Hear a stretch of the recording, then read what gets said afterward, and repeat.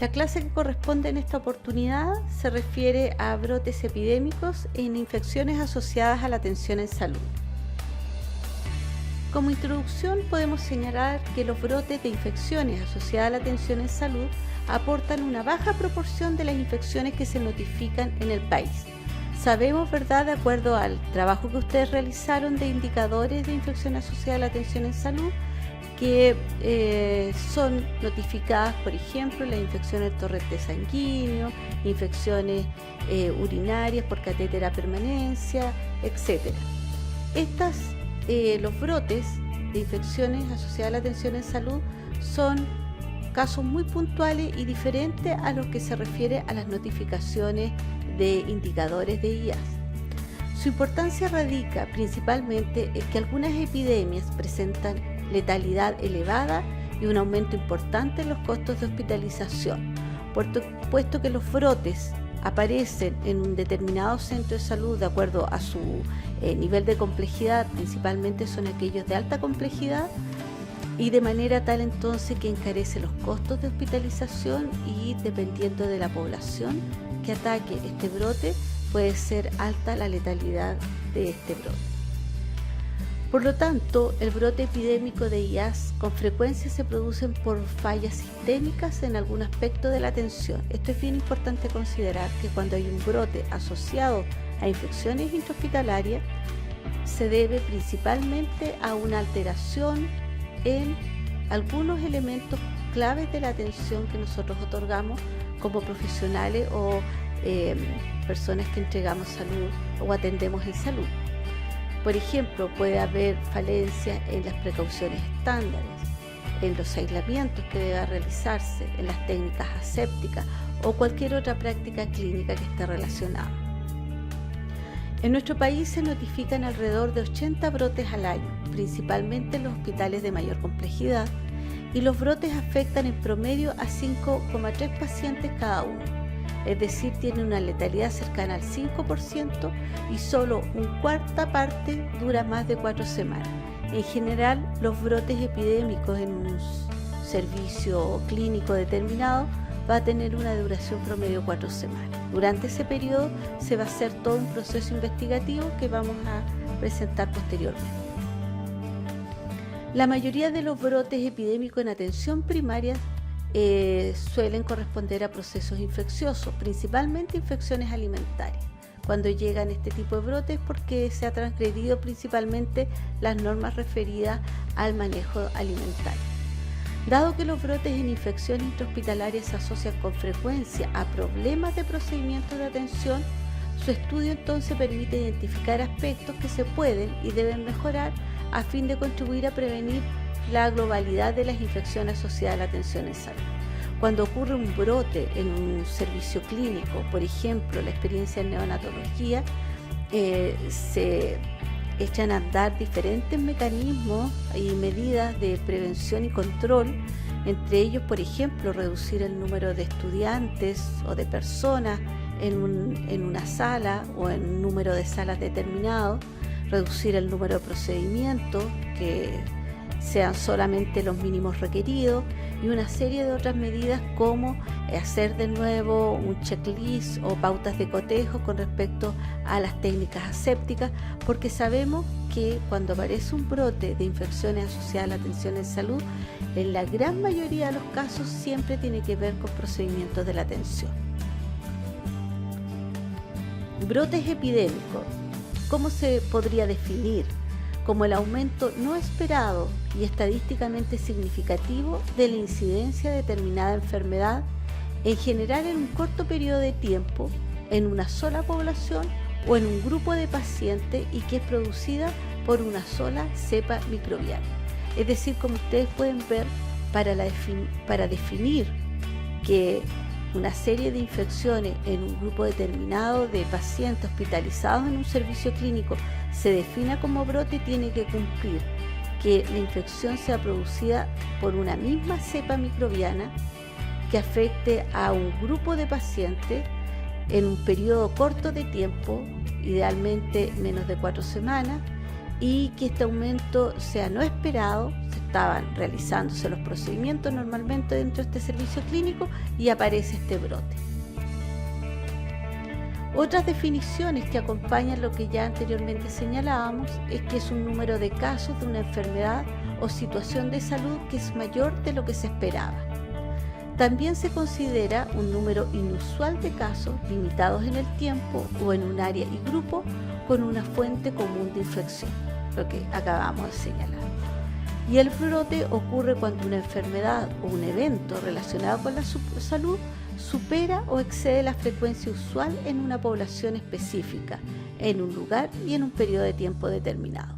Por ejemplo, nosotros esperamos que en una unidad pediátrica, ¿verdad?, exista un número determinado de diarreas que se presenten por contacto directo, por mayor número de usuarios en la sala, pero eso hay un número base que se espera que aparezca, ¿verdad? Pero cuando de repente todos los niños de esa sala o de 3 salas o todo el servicio con niños hospitalizados presentan diarrea y al tomar las muestras de ese es el mismo agente microbiológico que la está causando, lo más probable es que nosotros podemos definir desde ese momento que hay la presencia de un brote. ¿Por qué es importante investigar los brotes? Primero, porque es una oportunidad para describir nuevas enfermedades y conocer mejor las enfermedades ya conocidas. Muchas veces aparece una cepa distinta que no estaba históricamente en ese servicio clínico, en ese hospital, en ese centro de salud y por lo tanto nos permite conocer y describir nuevos cuadros infecciosos. Permite también evaluar las estrategias de prevención existentes. A veces creemos que estamos haciendo bien, que todos estamos cumpliendo las normativas de prevención y la verdad es que al evaluarlas nos damos cuenta que las estrategias que se están utilizando no son las adecuadas. Permiten enseñar y aprender de epidemiología. Efectivamente, cuando aparece un brote de esta magnitud o que impacta a un mayor número de población que excede lejos lo que normalmente ocurre, hace entonces que el equipo sanitario vuelva a repasar los contenidos básicos fundamentales de epidemiología, se interroguen a los estudiantes que se encuentran en la sala sobre aspectos epidemiológicos y permite entonces esta retroalimentación. Y por supuesto permite atender la preocupación pública sobre el brote. Recordemos lo que pasó con la infección por Clostridium difficile, en lo cual la opinión pública tuvo mucho que ver, hubo muchas entrevistas, expertos, y de manera tal entonces que también hay que dar respuesta a aquello. Hay otro elemento que es importante definir, que es lo que se entiende por pandemia, para poder diferenciarlo de un brote epidémico. Una pandemia es la expansión de una enfermedad infecciosa a lo largo de un área geográficamente muy extensa y a menudo por todo el mundo.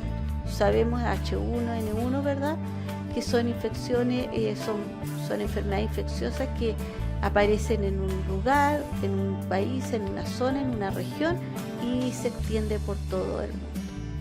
Para que una enfermedad pueda calificarse o definirse como pandemia, debe tener un alto grado de infectabilidad, cierta mortalidad y un fácil contagio de una zona geográfica a otra.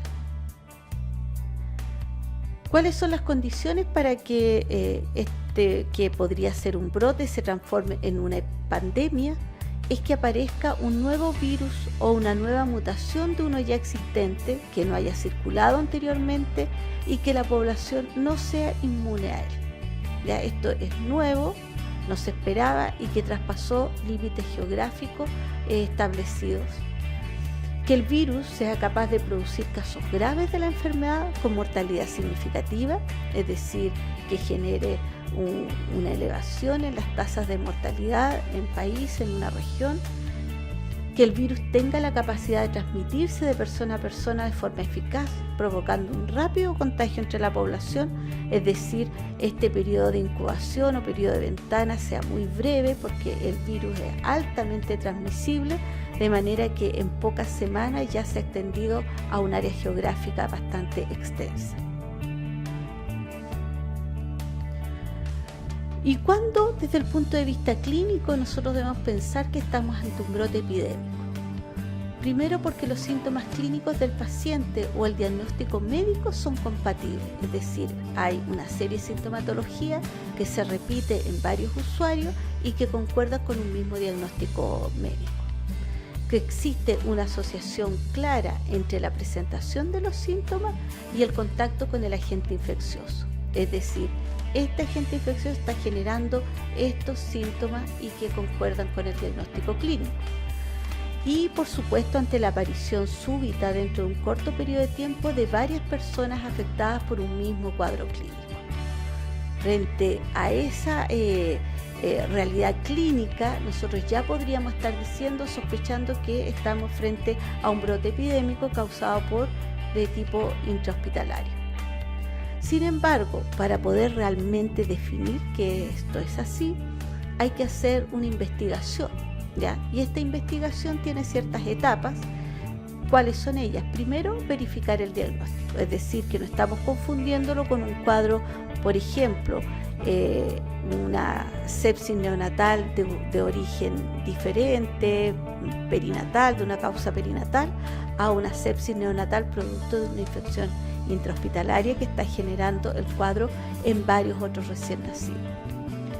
También hay que definir la definición de casos, y eso vamos a ver más adelante. Iniciar la búsqueda de casos, realizar la determinación preliminar de la existencia o no de un brote, es decir, para poder comprometerse y poder dar las indicaciones correspondientes, hacer el estudio epidemiológico del brote, hacer un análisis preliminar de los datos obtenidos con el fin de hacer una impresión de la naturaleza del brote, su magnitud y severidad y que se espera, digamos, proyectada de este brote, y por supuesto iniciar las medidas de control, de manera que con eso se completa el proceso. Verificar el diagnóstico, ¿en qué consiste? Es en comprobar personalmente, es decir, el equipo sanitario determina que el diagnóstico clínico y de laboratorio realmente corresponde a la situación que ha llamado la atención y que se está considerando que estamos frente a la presencia de un brote. Para eso entonces, si tenemos una cantidad de niños o pacientes hospitalizados en una UCI y comienzan a presentar, por ejemplo, diarrea, bueno, estos pacientes va a ser el diagnóstico clínico, el examen de laboratorio, el examen microbiológico para poder verificar entonces el diagnóstico. Y luego de eso dijimos que había que definir casos. Hay lo que se llaman casos sospechosos, casos confirmados y casos descartados, porque a veces nos vamos a encontrar en un servicio clínico o puede ser en un hospital, ¿verdad?, en diferentes situaciones en los usuarios que puedan abarcar cualquiera de estas definiciones. Cuando se habla de un caso sospechoso o caso probable, es la definición de caso que incluye signos y síntomas clínicos sugerentes de la enfermedad en cuestión, que está comenzando a presentar los signos y síntomas que van a desembocar en el diagnóstico del cual estamos sospechando que es un brote. Caso confirmado es el que cumple los criterios clínicos, epidemiológicos y clínicos y confirmados además por laboratorio. Eso es muy importante, la confirmación de laboratorio. Y caso descartado es aquel que no cumple con criterios clínicos ni epidemiológicos y que fue una sospecha diagnóstica, ¿verdad?, pero que a la luz de los resultados de laboratorio, los resultados clínicos, en realidad no corresponde al caso en cuestión. También podemos encontrar lo que se llama los casos primarios o casos secundarios, terciarios, etc. Los casos primarios son los primeros casos del brote, los que están expuestos directamente a la fuente de infección y constituyen la primera generación de casos, es decir, los que estuvieron en la primera línea de haber sido infectados por el agente causal del brote. Los casos secundarios terciarios son aquellos que se infectan después del contacto con un enfermo contagiado, cuyos primeros síntomas se desarrollan dentro del periodo de incubación, pero posterior a este caso primario o estos casos primarios, ¿ya? Y cuando aparecen estos casos secundarios es porque la técnica séptica se sigue realizando en malas condiciones, o las aguas siguen contaminadas, o la esterilización sigue siendo de mala calidad, de manera que siguen apareciendo casos y no ha habido un corte, una detención del proceso del brote. Luego, y junto con esto, ¿verdad?, cuando aparecen estas notificaciones o estas definiciones, hay que iniciar la búsqueda de casos.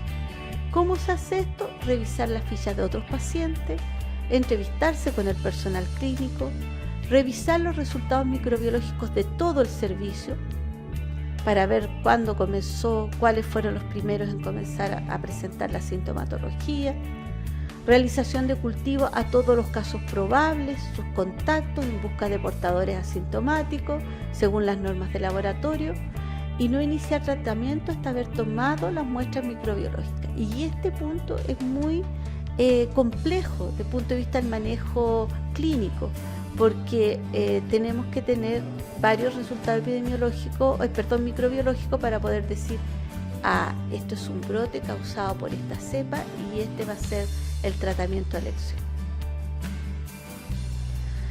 También es importante, como cuarto punto, ¿verdad?, realizar determinación preliminar de la existencia o no de un brote. En lo posible comparando las cifras y tasas con lo observado u otro indicador de niveles esperados de infecciones. Comparar incidencia, determinar severidad.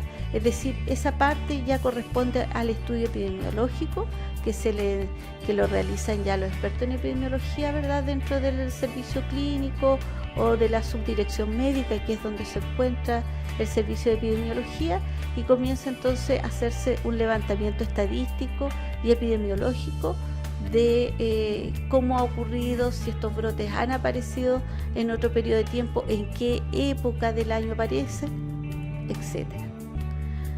5 elementos: estudio epidemiológico del brote, calcular tasas de ataque. ¿Cuál es esto? Corresponde al número de infectados partido por el número de expuestos multiplicado por 100, ¿ya? Y corresponde a la proporción de pacientes expuestos que adquirieron la infección durante el transcurso de un brote epidémico.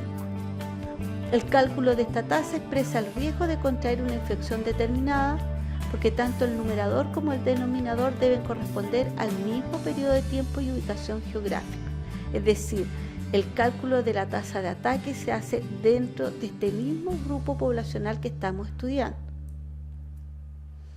Sexto, análisis preliminar de los datos obtenidos. Aquí ya se formulan hipótesis tentativas que incluye posibles reservorios, vías de transmisión u otros factores que puedan estar condicionando el brote, y decidir la necesidad de realizar investigaciones más complejas, acelerar el estudio, solicitar participación de expertos si en realidad la situación va aumentando, va afectando otros servicios clínicos, va aumentando la letalidad del brote, de tal manera entonces que ya se requiere de un mayor apoyo para el análisis de estos resultados. Luego se inician las medidas de control, ya en base al análisis preliminar. Mientras se preparan investigaciones para comprobar la hipótesis tentativa, deben iniciarse ya medidas de control.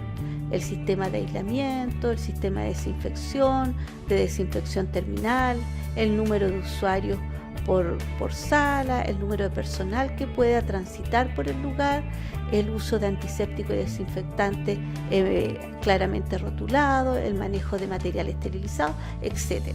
Es decir, aquí el equipo, ¿verdad?, que hablábamos en una clase anterior, el equipo a cargo del control de infección intrahospitalaria comienza a realizar su labor fuertemente en el servicio clínico o en el centro de salud donde se presenta este brote. Iniciar investigaciones especiales, caso que se requiera, para comprobar las hipótesis, estudios de caso, control, estudios de corte, estudios de marcadores epidemiológicos, cultivos potenciales reservorios. Es decir, aquí ya hay investigaciones mucho más extensas y que permiten entonces insumos para el caso que aparece un siguiente brote.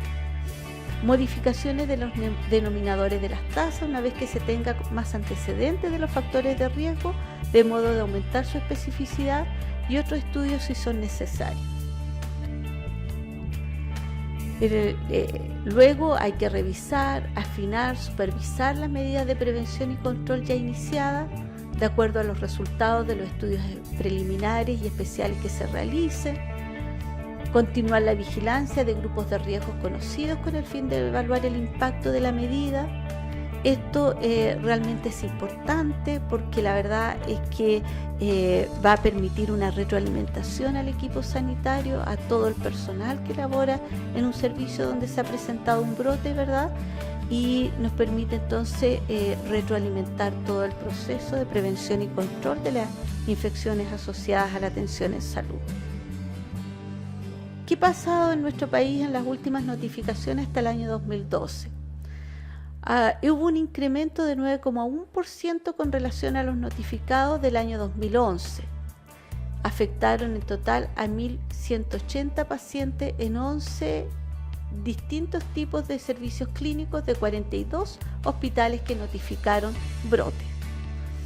La información del año 2012 aporta un número mayor de epidemias que informes anteriores, y esto dado principalmente a los brotes de infecciones gastrointestinales por Clostridium difficile, que presentaron un aumento en su frecuencia respecto a lo observado antes del 2010. Recordemos que el año 2012 fue la aparición y que fue motivo de noticias, ¿verdad?, de medios de comunicación, donde en ese periodo, cuando se hace un análisis de los brotes a nivel de país, que ha sido notificado por el MinSal, se observa un incremento principalmente en la población adulta desde el año 2010, 11 y 12 con el Clostridium difficile.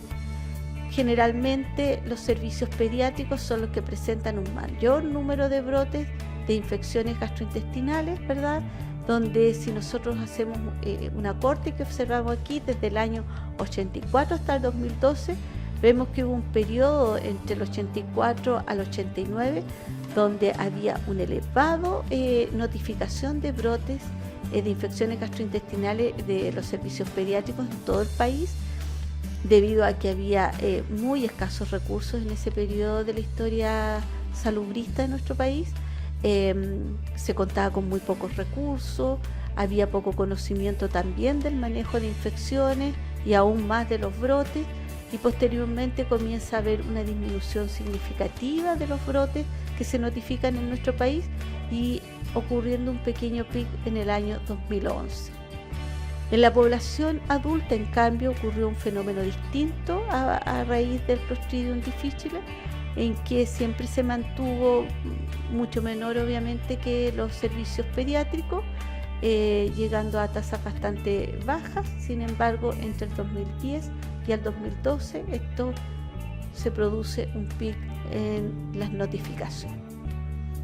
Como ustedes pueden ver, la epidemiología tiene un rol fundamental para colaborar en la atención clínica de nuestros usuarios, comprender lo que va pasando a nivel de estos brotes de infecciones asociadas a la atención en salud y cómo se ha ido manejando. Muchas gracias.